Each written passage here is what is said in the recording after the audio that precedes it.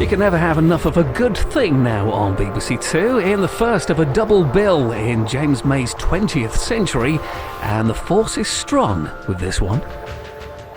Once, you had to spend your whole life with the body you were born with. But not anymore, you don't.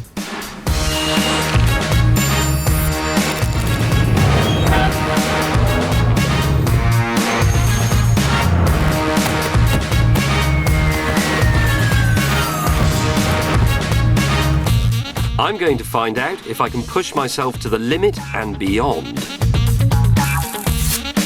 And survive in places that naturally should finish me off. And I've never been photographed like this before. Is that my brain? This is your brain, indeed.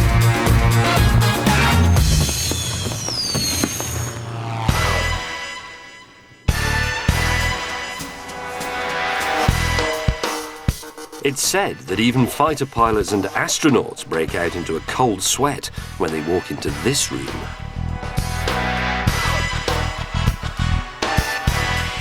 Once this centrifuge starts to spin, I will face the crushing forces of high G.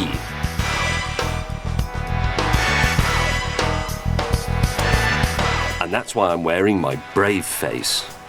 Some of the symptoms I can expect are, well, a very heavy head, very heavy arms, possible greying of the vision, and even maybe complete unconsciousness, although that's unlikely.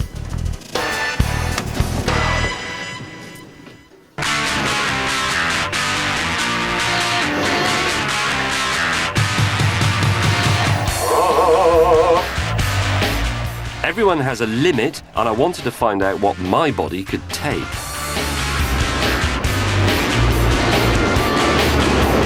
That's weird. Oh, my face. I was experiencing what's commonly known as G-forces, which is all down to one thing: acceleration. And for the last few thousand years, there wasn't much of that around. Not much fun, really. But thanks to the Industrial Revolution, more powerful machines meant more acceleration. And up went the G. 1G, 3G, 4G, ignition, 5G, 9G. Back in the centrifuge, the pace was picking up. And when I got to 3G, my vision went very odd. No, I'm going grey. Oh, very grey. Oh, the world's gone black and white. Oh. I was hanging on as best I could, but when I got to 4.4G, my world suddenly became very strange indeed.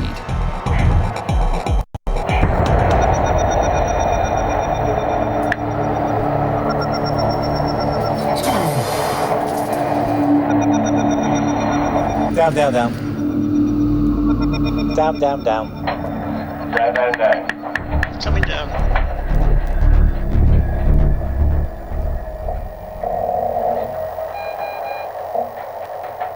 I think you were right on the limit there. I feel a bit weird now, I have to be brutally honest. Let's just take another look at that.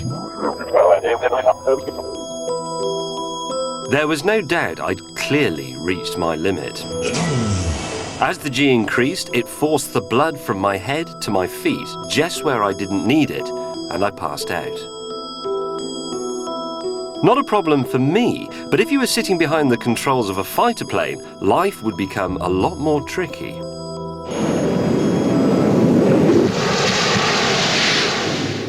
By the 1930s, the development of fast aircraft was being held back by the limits of the human body. It turns out they were all wearing the wrong trousers. They needed these anti-G trousers. The Frank flying suit, invented in 1940, was the first to help push pilots' bodies way beyond what they were naturally capable of. Here's how the anti-G trousers work. This tube connects to a pneumatic system in the aeroplane's cockpit, When the aeroplane senses that it's pulling a high G manoeuvre, it automatically pumps air in here and the various pockets on the trousers inflate. Whoa! Whoa! You see? That squeezes all the blood out of my legs and my abdomen, keeps it all up here in my heart and in my head, so that means I'm not going to black out quite so easily. So with these on, in the centrifuge, I should be able to beat my old record of 4.4 G.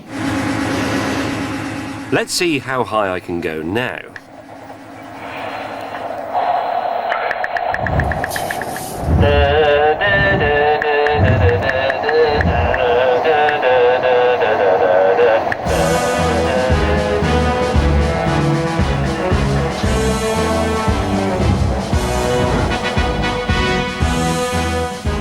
This time I reached 5.4 G and without blacking out.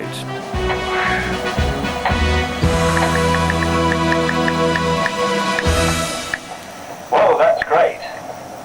Thanks to these trousers and this centrifuge thing, I've been able to push my body a whole extra G over what I could just with what nature gave me. So, there's a way to push my body beyond its natural limit in the skies. But there is another place so hostile that if I spent more than a few minutes there, I'd die. For millions and millions of years, all the creatures on God's earth have known their rightful place. Fish have gills and fins so that they can swim in the sea. I have legs so that I can walk across the land to the pub. And the thing is, when we emerged from the primordial soup, we made a choice. We decided that we would shed our gills and our fins and become land mammals. And that was a one-way street. Or was it? By the early 20th century, we'd found ways to return to the underwater world. Thanks largely to some heavy-duty, off-the-peg tailoring. I'm now going to attempt to get into it. Presumably nobody ever put one of these on to go recreational diving in the Bahamas. No. Because these weigh what? These weigh about 18 pounds each. So you've got a small child on each foot. A small child on each foot. Is your nose all right in there? Yes. Ow, ow, ow. You've got 80 pounds on your shoulders. Now I want you to imagine you're a tortoise. Bugger off. Ow! Ow! Ow! Okay, James? No. I weigh about twice as much as I would do normally, and it's all resting on my collarbone. And it's claustrophobic and it smells horrible. And I hate it. Can I come out now, please?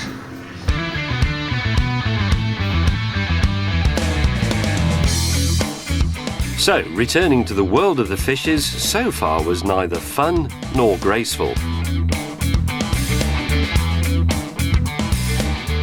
But the diving pioneers just toughed it out. My favourite was William Walker fixing the submerged foundations of Winchester Cathedral. Heroic.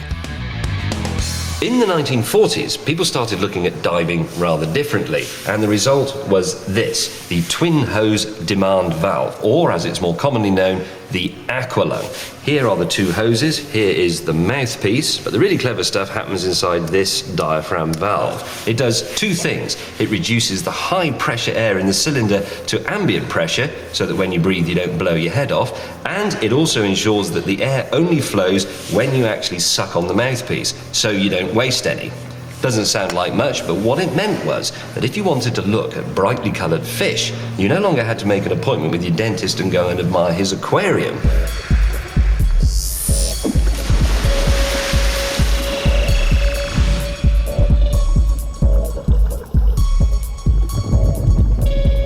The aqualung was developed in 1943 by this man, Jacques-Yves Cousteau, and his business colleague, Émile Davignon. Finally, diving could be a recreation and not just a terrifying job. Now Now anyone can enter this magical undersea world and see all these exotic creatures at very close range. In a sense, we've gone back to the place we were in hundreds of millions of years ago, before we left the soup. We've come home. Oh, look, a turtle. Wow.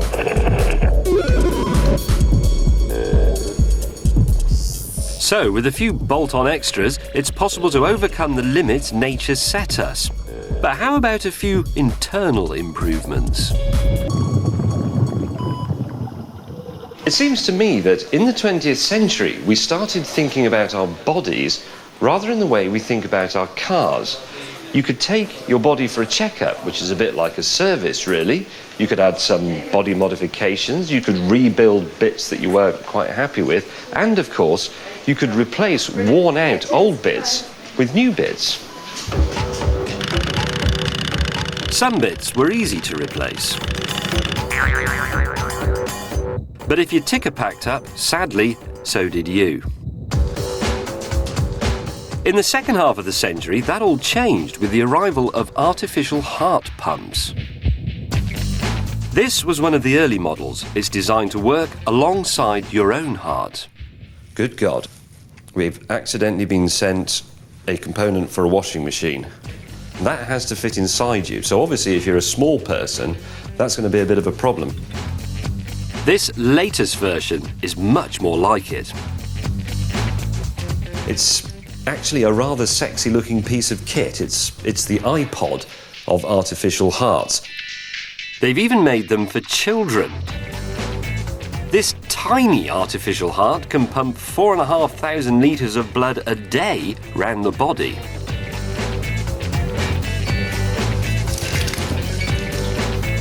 It's an impressive lineup, and I was curious to see one in action.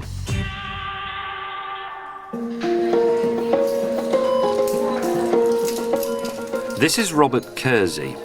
Today he's having major surgery to correct a fatal heart condition. And to increase his chances of survival, he's going to need this external artificial heart pump. I've been invited to watch the whole thing. I am quite excited about seeing this. It's actually slightly nerve-wracking, the thought of it. This is big, there's stuff being opened up. I will actually see the inner workings of a human being for the first time in my life.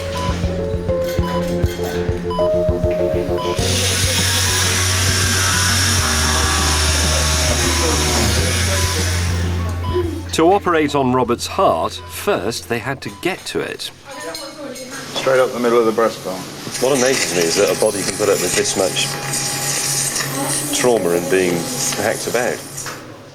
After 2 hours, there it was, a living, beating heart. The next stage was unbelievable. They were actually going to stop it.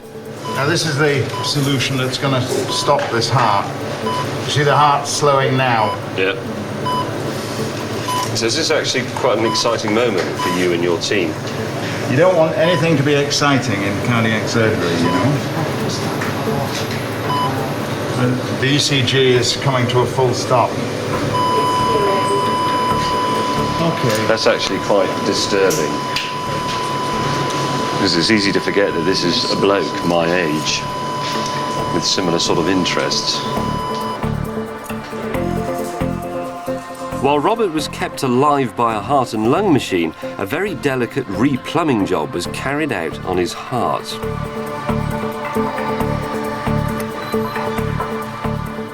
The next step was to plug in the vital artificial heart pump. Over the next few days, it will give his real heart a welcome boost, helping it to recover. 50 years ago, he would have had no chance of survival whatever. These days, with this technology, we would rather hope that the chances of him getting through would be 85 to 90%. This would appear to be an absolute raving success. The man is very much still alive, I'm delighted to say. So that's a little high-tech electromechanical poke in the eye to the Grim Reaper. And having seen that, I've decided it's safe to go for a pie. My next stop was New York to meet a group of athletes. They're the sort of people who, as a matter of course, push their bodies to the limits. And in this case, technology too.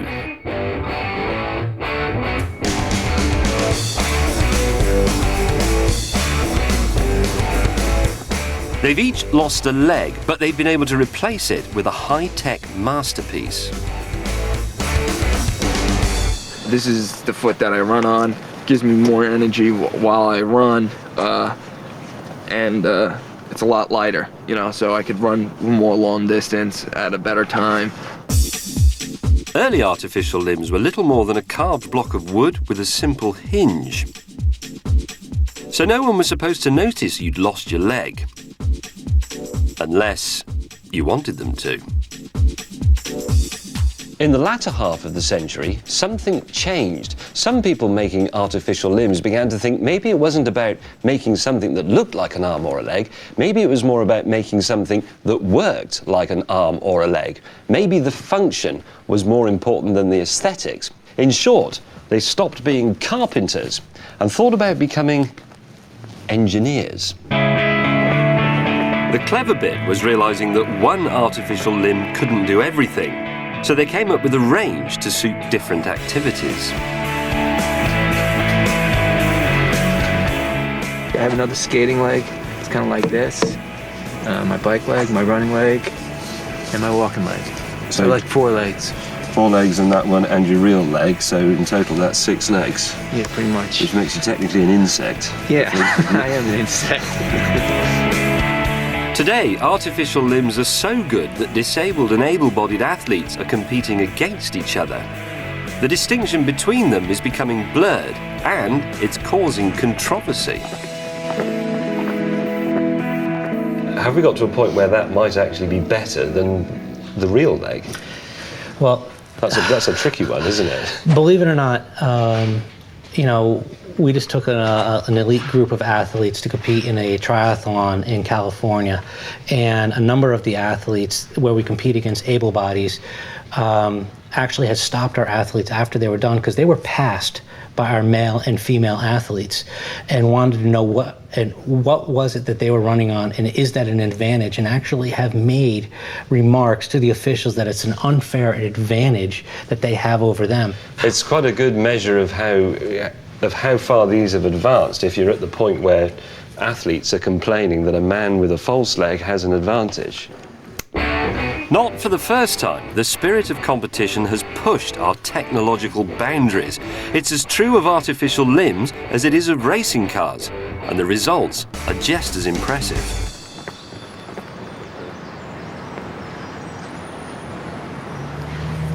So far, I've seen how, in the 20th century, we've been able to fit ourselves with new spare parts, artificial hearts and limbs and what have you, and how we've invented methods for helping us survive in places where it really shouldn't be possible. But there is one mysterious organ that has always eluded us, that has always seemed a little bit impenetrable.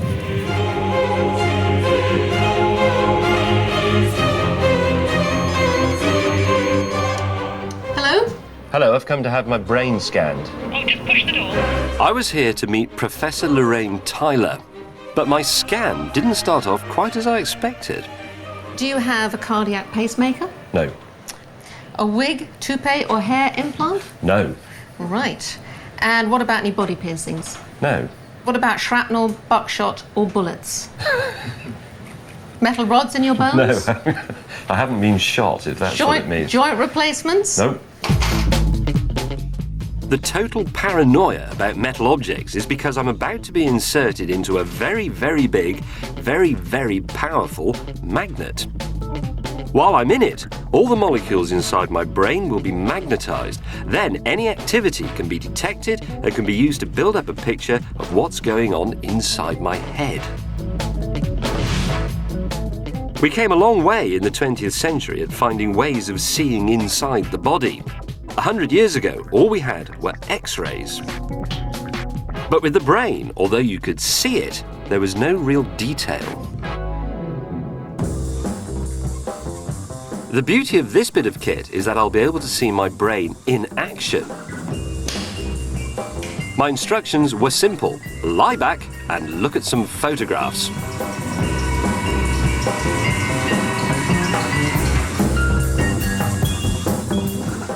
I looked at some dull objects and some interesting ones. That one's rather boring. Oh, yeah. Oh, I like apples. Oh, and that's my favourite Aston. That's the V8. Right, I'm very excited to see what my brain looks like. Wow. Is that my brain? This is your brain, indeed. So you've got a large brain, right? We had trouble fitting it into the template because it was so large, but we managed to do that. First up were the scans showing my brain's activity when I was looking at the rather boring objects. And the results were quite surprising. So all this activity in the red and yellow bits, that's all activity because I'm looking at a picture of an apple. That seems like a lot of brain being used up. Well, an apple is a very complex object. Well, I was trying to think of everything. I was thinking of pulling the end off, biting it, smelling it, getting the pips out. If you think about it, lobbing the you know, core. it's got colour and shape and texture and all of those things you can see in the visual image. And that is an action replay shot of my brain thinking about fruit. That's brilliant.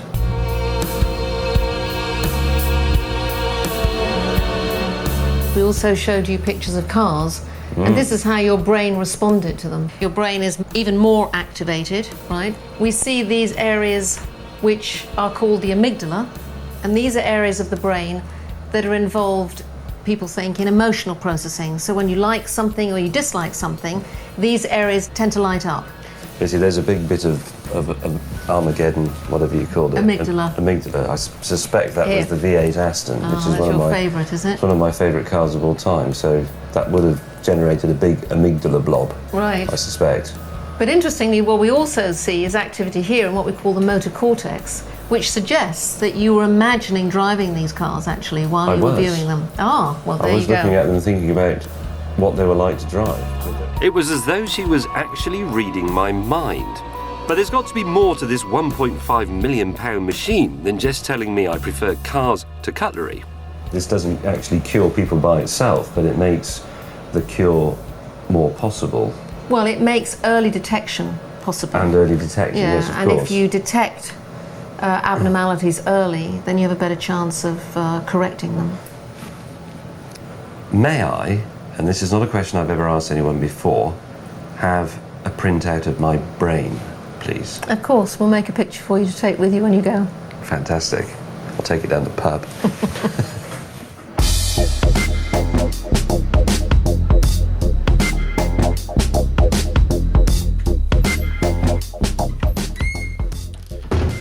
Over the centuries, countless men have walked into a pub and announced to everybody that they've come up with something absolutely brilliant.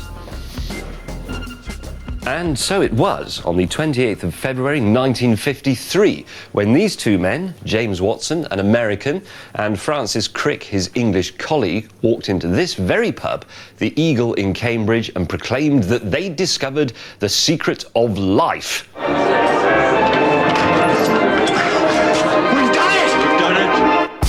Obviously, it was a pub, so nobody really took any notice. But in actual fact, they were right. I'll have 3 pints of best, please. 2 of them can be cardboard cutouts.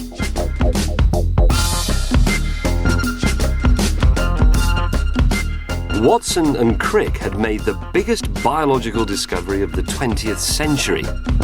They had unravelled the molecular structure of DNA, the chemical code or blueprint that is in every living thing.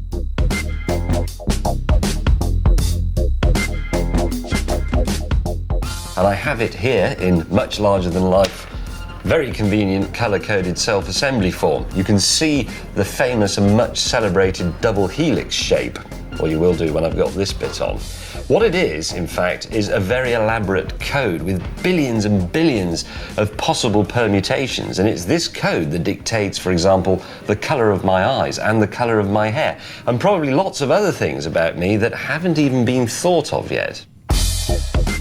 DNA has made me unique, but it's related to the DNA of my parents and to their parents before them and so on way back. Which means it can be used to find out where I came from. I'm going to take quite a bold step here. This is a DNA sampling kit. It's very, very simple.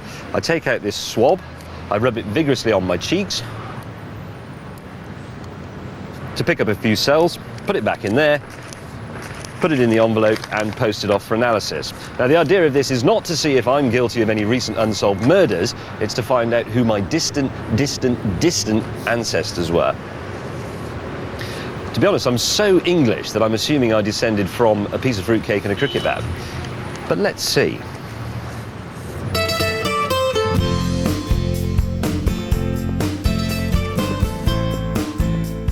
Three weeks later, my DNA results were back. I'd been told it was a work of art and that I'd find it hanging somewhere in this gallery.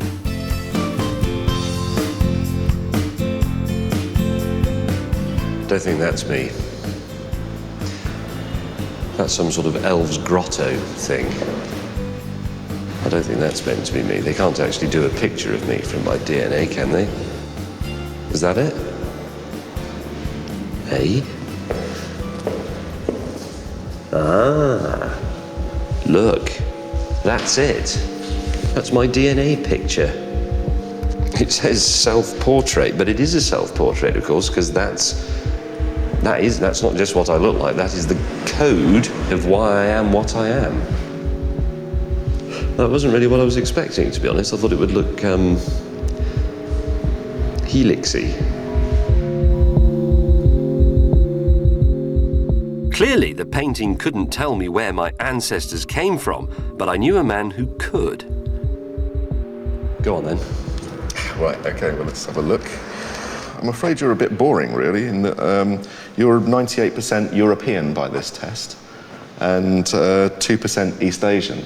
So most of your ancestry will have been in this region, at least in the last 30 or 40,000 years, between India and Europe. So that's still quite a healthy mix, isn't it? It's not as if I'm inbred from a village over, in Gloucestershire. Your female side. So, no real surprises yet, but Mark had one final result which was rather more specific. If I had to say a place where I would think you would be most likely to see the DNA profile that you have, I would probably put it somewhere around southern Germany. What? Is there some risk that I'm a German then? Might suddenly start listening to brass band music or something. We're in Lederhosen. Well, they make good cars.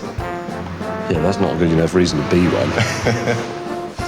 No, nobody's that German. I always quite like Germany. So, less fruitcake and rather more German sausage, which is fine. They don't go terribly well, though. While at the moment there is no known cure for being a bit German, as far as medicine is concerned, the discovery of DNA is probably the most far-reaching ever made. It's incomparable. It's the most important discovery in understanding the living world. And of course, medicine is a part of understanding the living world. So there's absolutely no doubt that DNA is the revolutionary factor in 21st century medicine. What I think the 20th century did for us here was to show us that it's possible to fight back against the hand of fate we were dealt at birth, to improve on what Mother Nature gave us. We're now able to push our bodies beyond their natural design limits and even to interfere in the workings of the death clock that ticks away in all of us. And with that in mind, I'm off for a pie.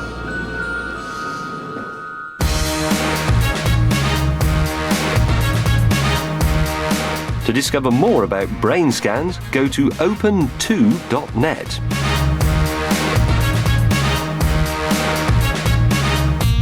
Next, I break the sound barrier in the RAF's latest sports jet. And camouflage paint. James didn't see that coming. It's next on BBC Two.